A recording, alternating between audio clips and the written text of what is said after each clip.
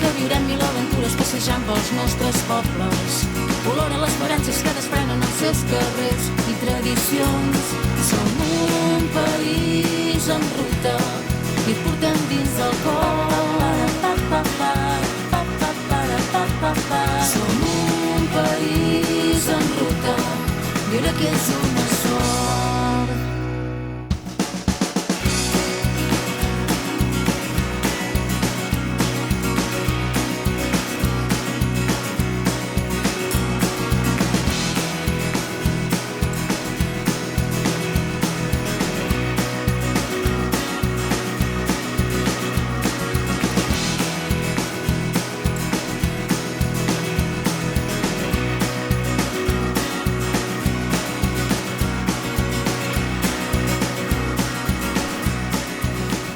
Molt benvinguts. Avui l'equip de País en Ruta ens trobem a l'Alta Garrotxa, concretament a Montagut i Oix, amb unes vistes avui espectaculars. Envoltats d'una bellesa excepcional, Albert. Vols saber què farem avui? Home, sí, i ells que ens veuen des de casa i ens escolten també, eh? Doncs avui agafarem la motxilla i anirem fins a la vall d'Urmuller, presidida pels Roures del Rei, i també enfilarem el camí que anirà des de Montagut fins al Salt del Brull i al Gorg Blau. Bé, la motxilla l'agafaràs tu, perquè jo m'he de quedar al plató aquí amb unes vistes espectaculars, com t'he dit abans, perquè tenim molts representants que ens volen explicar coses importants com el MEF. Saps El MEF, el Montagut English Festival. Exacte, I per un dia Montagut Oix es convertirà en la pròpia capital anglesa, només es parlarà anglès. Exacte. I després també tenim tradicions arrelades. Parlarem de cultura, el combat de corrandes i també gastronomia, Albert. Va, què tastarem? Mira, carns de Can Picard, embotits d'Oix, formatge a la Xiquella i maridatge amb un vi. Perquè les terres argiloses de l'Alta Garrotxa també les trobarem a la nostra gastronomia. Sí, exactament. I acabarem amb un toc musical, sempre ben acompanyats, amb un grup garrotxí que es diuen els Rock Kills, que presenten disc i actuaran aquí en directe amb nosaltres. País en Ruta obre les maletes aquí a Montagut i Oix. Comencem?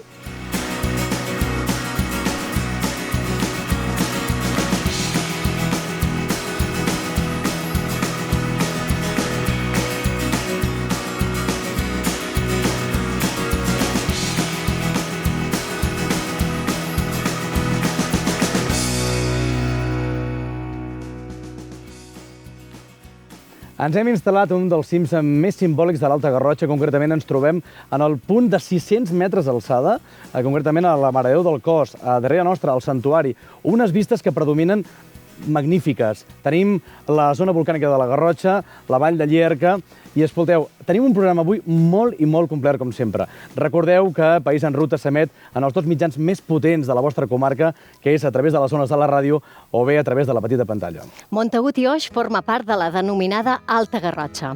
Montagut Oix abasta la major part del que es considera Alta Garrotxa i engloba el Puig del Ferran, els Cingles de Talaixà, la Serra de Santa Bàrbara, el Cos, la Vall d'Urmuller, el Coma Negra, el Puig de les Bruixes i el Bassegoda.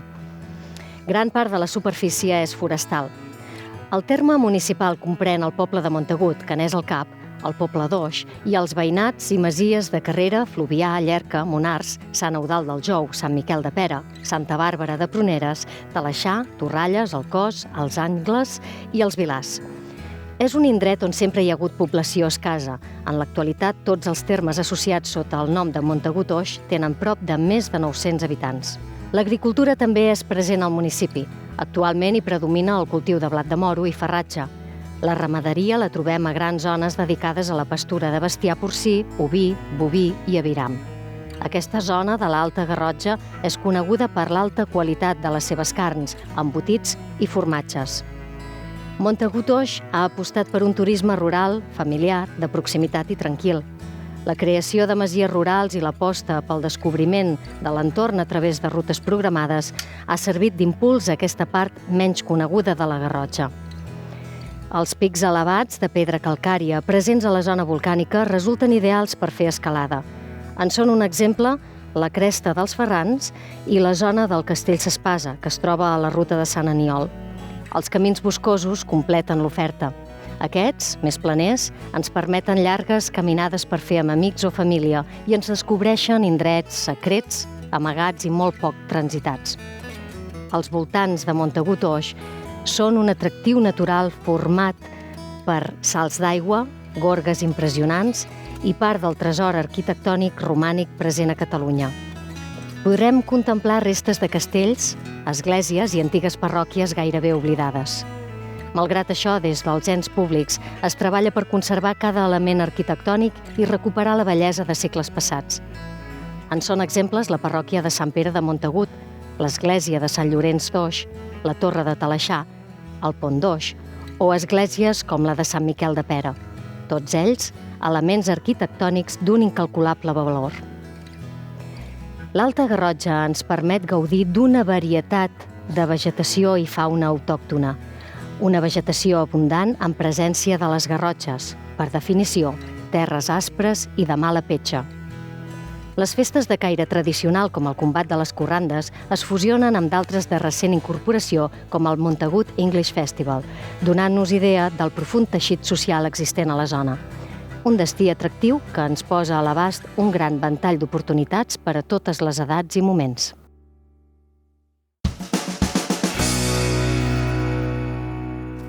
Donem la benvinguda a la Mònica Boix, alcaldessa de Montagut i Oix. Benvinguda.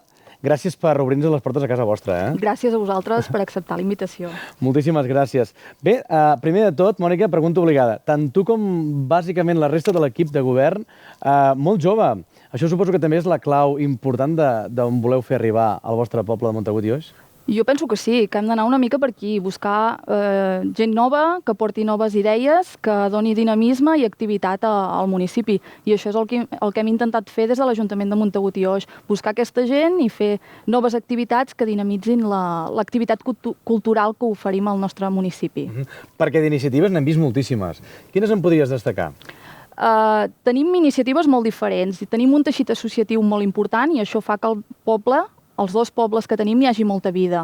Llavors, destacaríem com a diferencial, potser d'altres indrets, el combat de corrandes. És un esdeveniment que plega al municipi quasi el doble dels habitants que som. Llavors, això és un fet extraordinari que passarà ara el proper 1 d'abril. Llavors, destacaríem també el MEF, que va ser una iniciativa d'una de les entitats que tenim al municipi i que vol donar a conèixer una mica la cultura anglesa. Volem ser una mica open-minded i obrir-nos a noves cultures i a noves maneres de pensar i de fer i de viure. Després tindrem les persones que molt bé comentaves del combat de les corrandes o bé en tot cas el tema del MEF, no? Que em sembla una idea meravellosa de Montagut English Festival. Bé, en aquest cas, si et sembla, comencem el tour al teu terme i municipi, perquè tenim l'Olga a l'altre costat. Olga, no sé si m'escoltes, ens veus. A on et trobes en aquests moments? Doncs sí, Albert, sóc aquí al costat vostre, al Santuari de la Mare de Déu del Cost, a 603 metres d'altitud, on antigament hi havia el castell de Montagut. Ara mateix només s'hi conserva part de la muralla i una de les torres. També completa aquesta estructura arquitectònica un absis de forma semicircular situat a l'est. Segurament aquest absis es va construir en una de les torres de la muralla. Si voleu, entrem a dins i ens el mirem. Seguiu-me.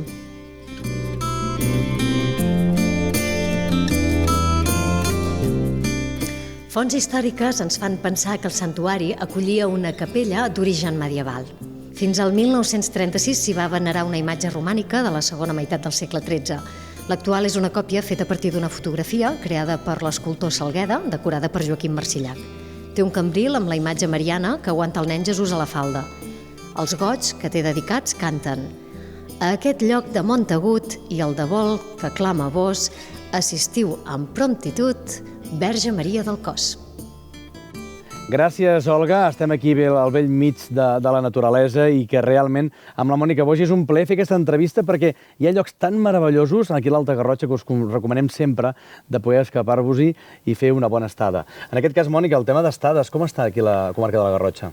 Bueno, jo crec que tenim molta oferta, que podeu trobar tant càmpings que us donen resposta a diferents necessitats. Hi ha qui necessita un càmping potser una mica més, no sé com dir-ho, assalvatjat, doncs tenim aquesta possibilitat. Hi ha un tipus de càmping que no té tan ben definides les parcel·les, que està més al mig del bosc i que estàs més en contacte amb la natura. Després hi ha càmpings més tradicionals que també donen resposta a aquestes necessitats. Tenim un gran nombre de cases i turisme rurals que també donen resposta a les necessitats de la gent i crec que som un municipi per descobrir. Jo crec que hi ha molta gent que potser ha passat alguna vegada direcció Olot, direcció Besalú i no s'ha aturat al nostre municipi. Jo els convido que ho facin i que descobreixin aquests paisatges tan meravellosos que tenim. Montagut i Oix, Mònica, on us heu proposat que pugui arribar els pròxims anys? Jo crec que nosaltres som un municipi molt extens, som el municipi més gran de la comarca de la Garrotxa, i nosaltres ens volem enfocar al turisme. Nosaltres no tenim indústria i volem focalitzar les nostres activitats a un turisme, però no un turisme qualsevol, sinó un turisme de qualitat, un turisme esportiu, un turisme familiar, i volem doncs enfocar des de l'Ajuntament, donar les directrius i anar en aquesta direcció. I és una mica la idea que tenim, de potenciar aquests indrets tan meravellosos que tenim al nostre municipi. Doncs, si ens deixeu, juntament amb l'equip de País en Ruta, ens posarem ara mateix a poder fer-los descobrir la gent que ens està escoltant a través de la màgia de la ràdio o bé a través de la televisió, tot aquest paratge natural fantàstic, que és un gran plaer estar aquí amb vosaltres. Molt bé, moltes gràcies. Gràcies, Mònica. Nosaltres continuem amb moltes més coses.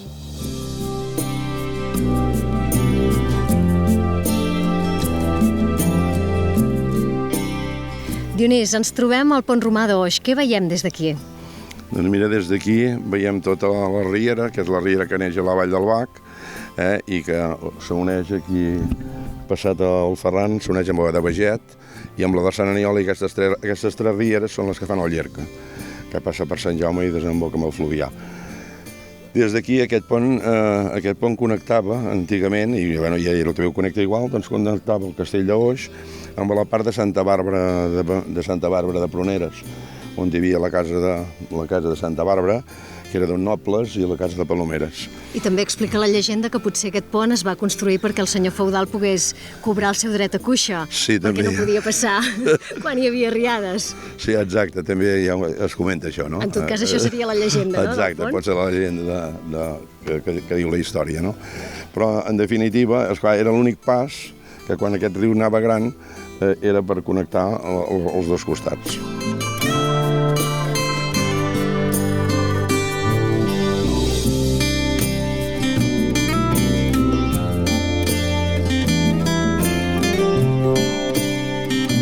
Dionís, som dins l'església d'origen romànic. Què hi trobem aquí dins? Aquí hi trobem doncs, que al temps de la Guerra Civil es va incendiar l'església. Després de la guerra van fer recol·lectes amb els veïns, la van restaurar, la van modernitzar. I fruit de la restauració, què s'hi va trobar? Llavors, aquesta restauració es devia fer l'any 75 o així, que es va tornar a treure tot el que es havia fet. I llavors amb aquesta es va trobar aquesta pica bautismal, que és original i que és molt maca, és una de les piques maques que hi ha. I després aquí també tenim l'escut d'Oboixo, que és l'escut que fan servir inclús l'Associació de Veïns del Poble, i no hi tenim gaire res més, no? No és una església molt diferenciada, és la clàssica romànica del segle X.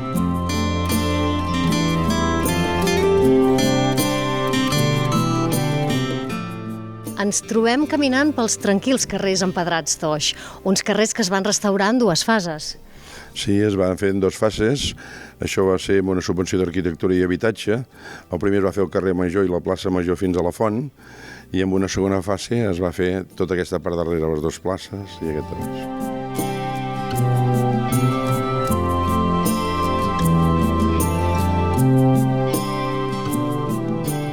Hem sortit d'Oix i estem a punt d'arribar a la Vall d'Ormoller. Hem fet una petita aturada per contemplar el paisatge. Dionís, què veiem ara? Sí, estem entrant a la Vall d'Ormoller, aquí hi ha el Pas de Llevarals, penso que és el punt més maco d'aquí. Aquí hi ha el camí que connectava escales, o que està connectant escales fins a la Vall d'Ormoller, el camí a peu, i aquí hi ha la riera que ve de Beget, i aquí tenim tota la vall.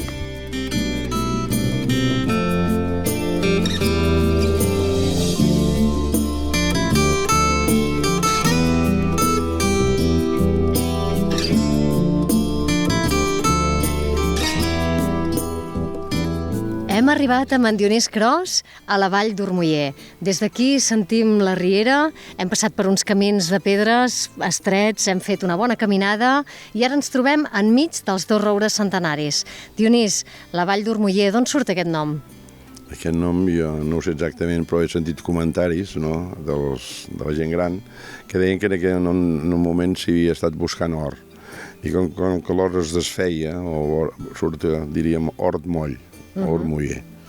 Jo és una anècdota que he sentit. No? Doncs ara la riquesa es troba al paratge, la riquesa natural és el que ens ha quedat i part d'aquesta riquesa natural serien aquests roures canvis passar traginers, carboners, canvis com han canviat els temps, com els masos també s'han anat despoblant i com també aquesta vall va patir diguéssim, un moviment de defensa de la terra.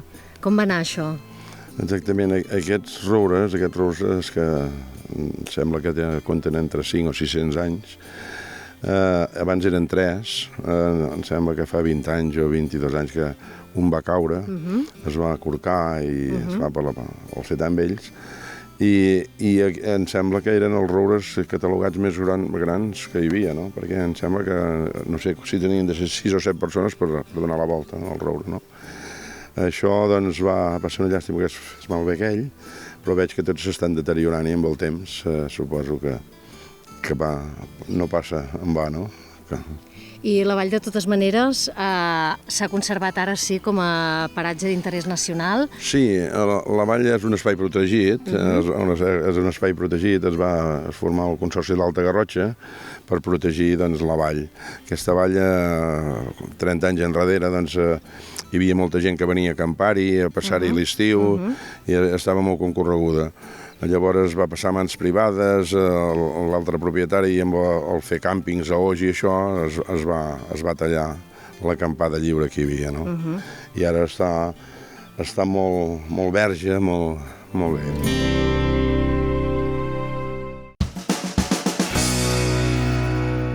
No deixem de respirar aire pur, però en aquest cas en diferent emplaçament del qual està l'Olga. Estem aquí al plató del cim de la Mare de Déu del Cos. Que ha sigut curiós aquest dematí, quan pujàvem cap aquí al cim, hem vist un cartell que posava Montagut English Festival. I hem dit, home, això ho hem de preguntar a la persona responsable que ens pugui explicar de què es tracta això. Tenim al nostre plató el president de l'associació Terra Aspra, Marc Beguer. Marc, benvingut. Hola, gràcies. Gràcies per atendre'ns un moment, perquè és que ens ha sorprès molt al veure aquest cartell i hem dit, home, de què es tracta això del Montagut English Festival, Marc? Bé, aquesta és una activitat que juntament a l'Associació Terra Aspra de Montagut, juntament amb altres associacions i l'Ajuntament, doncs hem volgut impulsar. Què es tracta? Doncs es tracta bàsicament de parlar en anglès. Aleshores el que intentem és composar-ho una mica de diferents d'algun país de parla anglesa. En aquest cas, què vol dir? Que el poble, tothom hi participa? Fem anglès? Tot és en anglès? Sí, intentem que la llengua vehicular sigui l'anglès i que tothom, si res més no, quan vagi a comprar alguna cosa o quan es dirigeixi a algú, doncs intenti parlar en anglès. 4 paraules, no? Perquè hi ha gent que potser li costa. Esclar. La idea és aquesta. Molt bé. L'any passat recordem que hem vist al cartell que hi havia un Big Ben, no? Una mica per simbolitzar el canvi del que fèieu. Sí, l'any passat vam voler-ho simbolitzar o agafar una mica el país de l'Anglaterra, no? Aleshores, per això vam posar aquest símbol en el programa que venia a ser l'extensió del campanar de Montagut. Val a dir que és la segona edició. La primera edició com va anar? Com va transcórrer? A nosaltres ens va agradar molt, i jo crec que la gent també. Va venir més gent inclús de la que realment ens esperàvem. Va estar molt bé, realment. Les persones que n'estiguin veient a través de la televisió o estiguin escoltant a través de la ràdio, com ho podríem fer per venir a participar en aquest Montagut English Festival? Es poden posar en contacte amb qualsevol de les associacions del municipi, amb l'Ajuntament, amb nosaltres, amb Terra Aspra, amb l'Associació de Veïns de la Cometa, inclús amb l'escola, perquè també hi participa d'una manera molt activa, per cert. I vaja, seran molt benvinguts tothom qui vulgui. Petits i grans hi poden participar en aquest Montagut English Festival, que és a finals de maig, si no m'equivoco. Correcte, el 28 de maig. El 28 de maig, no? Doncs molt bé, si ho volen saber més, doncs aquí 28 de maig, al Montagut English Festival. Donem les gràcies al president de l'associació Terra Aspra, Marc Beguer. Moltes gràcies. Moltes gràcies a vosaltres. Molt bé, doncs escolta, nosaltres continuem i l'Olga fa estona que no sabem res d'ella. Olga, em sents, Olga? On ets? Doncs, hola, Albert. Escolta, saps què passa? Que m'he perdut. Sí. Però bé, no pateixis, que de seguida ho arreglo tot i miro a veure cap on haig d'anar, val? Fins ara. Bé, Olga, doncs deixem que s'ubiqui i busquis el camí i trobis el destí que ens hem proposat avui arribar per ensenyar als nostres telespectadors i als nostres radioients. En aquest cas, parlem de tradicions, els hi sembla bé que parlem de tradicions? Hi ha unes tradicions arrelades aquí on ens trobem en aquests moments i que es tracta del combat de les corrandes. Sincerament, desconeixia aquesta tradició, però en aquest cas és una de les més arrelades i més conegudes arreu de Catalunya, i per això hem convidat en Jonàs Carbonès, que és membre del grup de joves de Montagut. Jonàs, benvingut. Moltes gràcies. Escolta, ens has d'aclarir això del combat de les corrandes, que em sembla que és una tradició ja molt arrelada a casa vostra, no? Sí, fa 8 anys que la fem i sí, podem considerar que està arrelada perquè el primer any va petar i la gent no ens ha fallat des de llavors. I bé, t'ho explico una mica com funciona tot plegat. Sí. Molt bé, és un acte que funciona durant el dia, un acte diurn. Comencem sempre al matí amb activitats. Fa anys ens dedicàvem a fer una fira d'entitats, diferents entitats de la comarca que es poguessin presentar i ensenyar quines són les seves activitats de cara al públic. Després passàvem a una competició de talla de fusta, en la qual gent que treballa en l'àmbit forestal d'aquí a la comarca ens feien unes exhibicions de les seves facetes més bèsties amb les motosserres i aquest tipus de coses. Passàvem al dinar, un dinar sempre basat en productes molt de la terra d'aquí, mirant de potenciar els comerços del poble, el menjar de proximitat, menjar que també es pugui d'alguna manera relacionar amb el folclorisme català a nivell gastronòmic.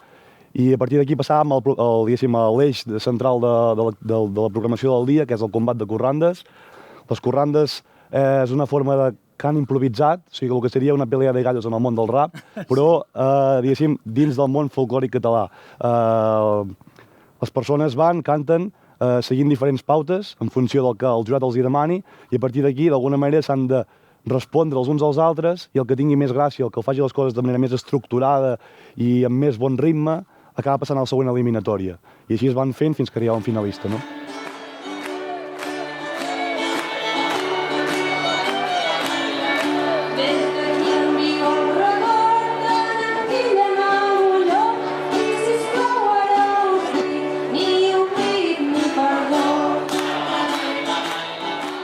Val a dir que tothom hi pot participar, en aquest cas, en el combat de les corrandes, siguin de la comarca o no?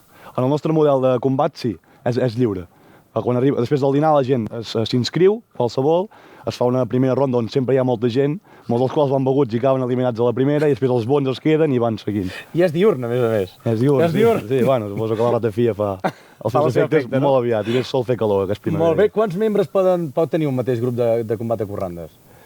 O sigui, s'inicia amb una mitjana d'uns 20-25 participants. Llavors es van eliminant.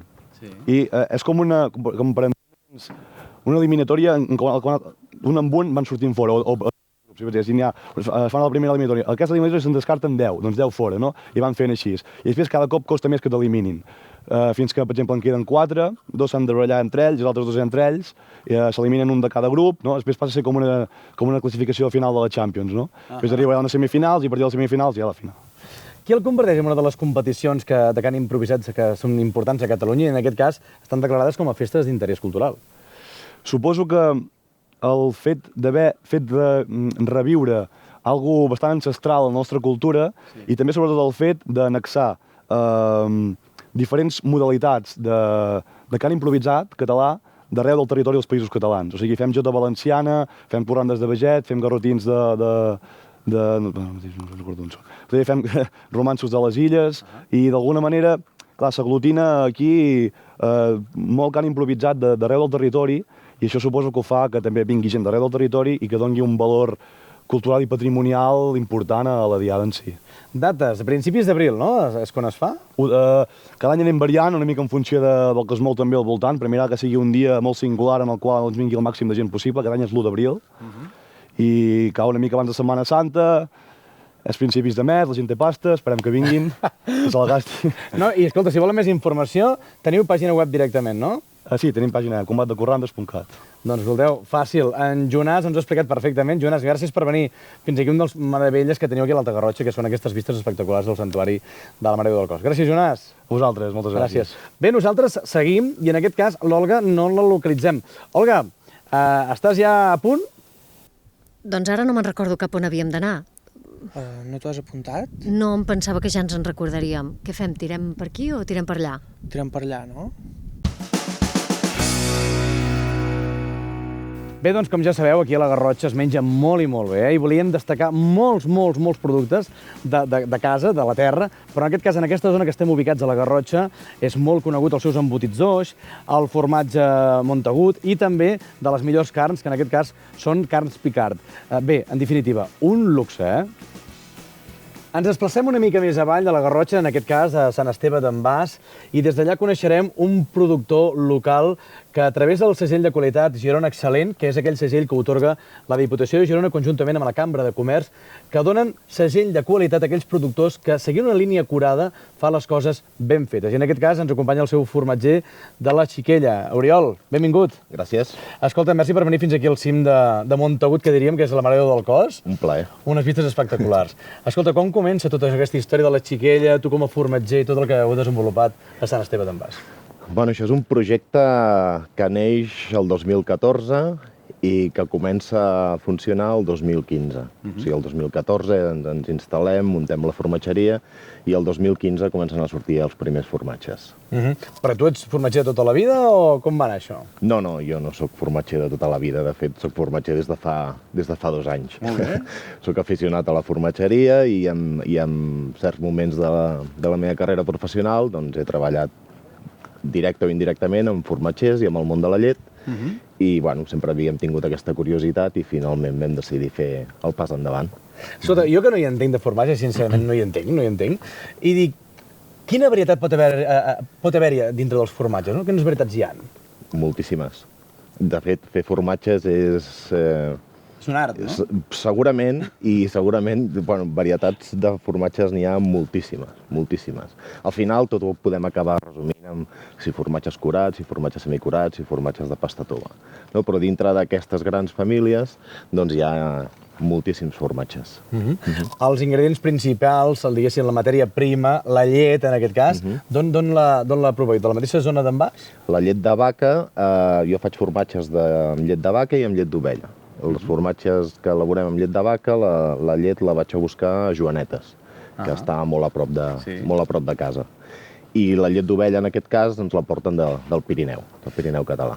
Molt bé, fantàstic. Després, dintre dels formatges, perquè clar, m'han explicat, escolta, la Xiquella és per anar-hi i viure l'experiència, que no només és fer formatge, sinó teniu grans coses per ensenyar a la gent que vulgui anar, no? Sí, la Xiquella, de fet, és una casa on tenim la formatgeria, on hi vivim nosaltres i tenim un allotjament de turisme rural, també.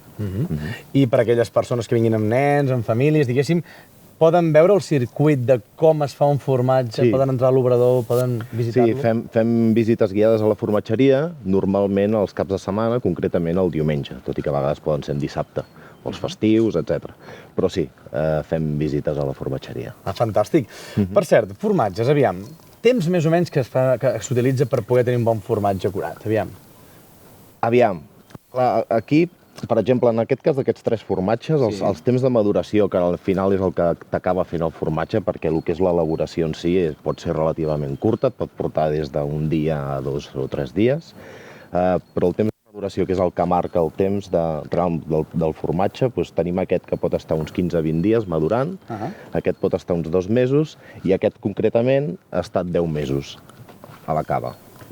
O sigui, el temps és molt variat, depèn de quin tipus de formatge Depèn del tipus de formatge que facis, clar. Això és un formatge més aviat més sec i aquest és un formatge que conté molta més humitat. Per tant, és un formatge de pasta tova. Parlem de fa 3 anys, que us vau posar al capdavant de la Xiquella, juntem amb la teva dona, en aquest cas, per dur endavant aquest projecte que és una realitat i que, lògicament, com parlàvem amb el segell de qualitat de Girona Excel·lent, us otorga aquestes coses que es fan bé, no? Quin és el propòsit? La Xiquella cap on va? Quin és el que, a vista d'ocell, esteu pensant el vostre pròxim objectiu? La Xiquella no sabem exactament on va. La Xiquella es va adaptant a mesura que anem fent. Però no volem, en tot cas, sí que volem créixer una mica perquè és necessari per subsistir i més tenint en compte que estem al segon, tercer any de vida, amb la qual cosa estem consolidant el negoci, no? Però aquest creixement, estem creixent, estem produint més, però tampoc volem produir moltíssim més del que fem ara. O sigui, volem ser molt fidels a com hem pensat el negoci. Per més informació, en aquest cas, teniu una pàgina web, www.laxiquella.cat. Perfecte. Et vull proposar un repte. T'agraden els reptes o què? Sí, home, i tant. Sí? Mira, nosaltres ens hem trobat... Companyes, sisplau, si podeu entrar, et vull fer una proposta d'examen. Veiem com ens aconsellaries. Sí, gràcies. Gràcies, Mar. Gràcies, Clàudia. Mira, en aquest cas, tenim de la mà de Grau Online, que ens fa una proposta i ens diu, escolta, tenim Oliver Conti, que acaba de cultivar una varietat de vi, que en aquest cas és de la Pinot Noir, que és un vi potent, negre, val? I en aquest cas s'ha fet aquí de terres argiloses de la Garrotxa. Llavors és un vi potent. Llavors, mira, jo vaig posant el vi i dir-te, la pregunta és, quin tipus de formatge em recomanaries per aquest vi negre potent de Pinot Noir? Per aquest tipus de vi, jo crec que segurament el formatge que més s'hi escauria seria el curat d'ovella. Sí. Curat d'ovella. Perquè si és un vi potent, necessitarà un formatge potent. I les persones que no hi entenem, el formatge aquest que ens recomanes, com es menja això? Això el mengem a poc, anem combinant amb vi. Escolta, hi ha una mena de tradició que s'ha de... Saps com el vi que s'ha de girar, s'ha de mirar, s'ha d'oxidar, tot això? Bueno, jo soc formatger, tampoc soc gastrònom, però és important tallar bé el formatge, això sí, però menjar-te'l al fi al cap, menja-te'l com et vingui de gust, sí. Segurament una mica de formatge i una miqueta de vi. Doncs mira, jo ja m'ho agafo. Què seria aquest, no? El que has dit, d'ovella? Sí. Molt bé. Sí. Doncs seria... Va, t'acompanyo. El profillam, no? Molt bé. Ostres, potent també aquest, En maduració quant de temps és, Aquest 10 mesos. 10 mesos. Doncs escolteu, acabem aquí amb l'entrevista, amb un bon vi, amb un bon formatge a la Xiquella. Oriol, salut i gràcies. A tu. Merci. I posem nota musical abans d'acabar el programa i en aquest cas ens acompanya gent de la Garrotxa i que sonen molt, però que molt bé. Són els Rock Kills. Benvingut, Dani. Bones. Tete, Manel, hola. Escolteu, gràcies per venir fins al cim de la muntanya del Cos. A vosaltres per... Exacte, i a més per presentar-nos el nou disc, que és el segon de la vostra carrera discogràfica. Exacte. Però per la gent que no us coneix, que difícilment no us coneix, com tindríeu la vostra targeta de presentació? Què són els Rock Kills? Bé, doncs som 3 amics que vam decidir fer un grup, tenim influències punk rock, i vam dir, fem alguna cosa diferent amb aquest grup, i que sigui una mica més ballable, no tan punky, i és el que en surt. Bàsicament, rock alternatiu, i aquí estem. Ballable ho és perquè hem fet proves abans de començar, i estava tot l'equip com boix. Us dic, cuidao, que estem en un santuari que és petit, no caiguem d'altabàs. En aquest cas, el segon treball discogràfic, Treu la bèstia. De què ens parla? És molt diferent respecte al primer o què? Musicalment segueix bastant la línia del primer, tot i que les lletres són més... En el primer era més de cachondeo, no sé què, i ara poder és més crítica social, i també n'hi ha alguna que parla de festa, de sexe també. I, bueno, però en general és crítica social, una mica amagada, també. El que hem de fer és escoltar-la, i en aquest cas ara cantaran en directe. Treu la bèstia, quina és la primera cançó que ens presentareu? Surfing Fluvià. Surfing Fluvià. Doncs escolteu, fantàstic, tenim moltes ganes d'escoltar-vos en directe. Jo estic preocupat, companys, perquè l'Olga, que us he presentat abans, no ha tornat, i encara ens hem de veure un piló de coses aquí a la zona de la Garrotxa. Per tant, companyes, entreu un moment, sisplau, perquè jo m'he de proveir, perquè jo no puc anar així per la muntanya. Gràcies. Gràcies. Per tant, jo amb les sabates i la motxilla us deixo amb la molt bona companyia de Rock Kills. Surfing Fluvià. Gràcies, nois. Endavant. Gràcies. Vagi bé.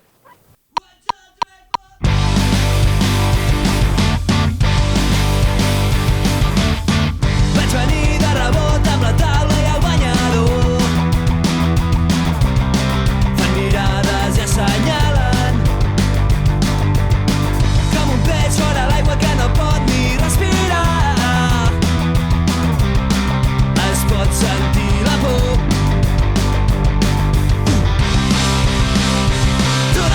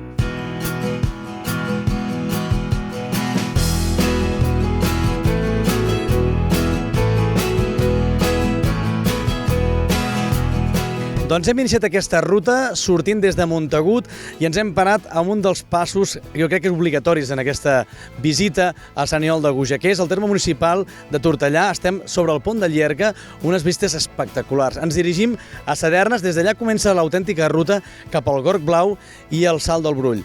No us ho perdeu i anem a buscar l'Olga, que no sé on està. Som-hi, m'acompanyeu? Va, anem!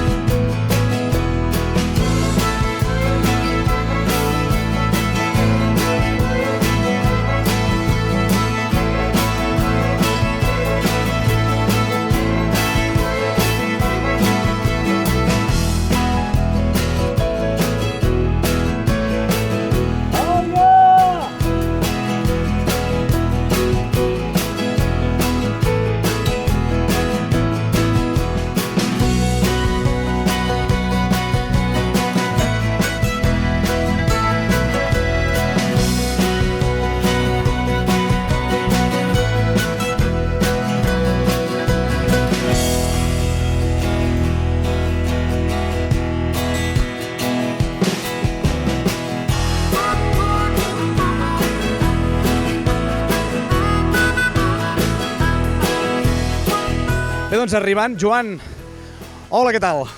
Bé, bé. Merci per venir fins aquí, Home, ha estat un plaer. Ha estat un plaer, perquè gràcies a tu hem trobat una de les meravelles que té l'Alta Garrotxa com a principal argument perquè hem de venir molta gent aquí a l'Alta Garrotxa a visitar una de les meravelles, que és el Gorg Blau, oi?